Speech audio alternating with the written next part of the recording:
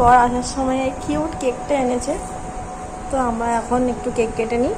Anniversary mummy পাপা, happy anniversary mummy পাপা,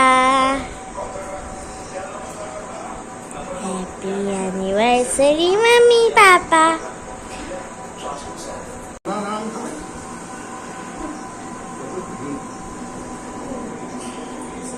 বন্ধুরা, তো আজকে অ্যানিভার্সারি উপলক্ষে কোথাও তো যাওয়া হয়নি, যেহেতু হাজব্যান্ডের অফিস ছিল, তো তাই ভাবলাম ঘরেই একটু কিছু করা যাক। তো ভাবলাম চিলি চিকেন আর রাইস বানাবো, তো রাইস বসিয়ে দিয়েছি।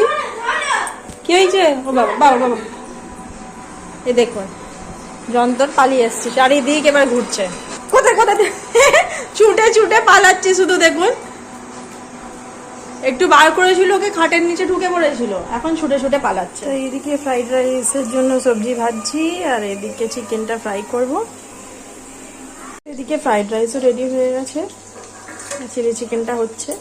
এদিকে চিলি চিকেনও রেডি হয়ে গেছে, এই যে খাবার রেডি হয়ে গেছে, এবার খেতে পারি।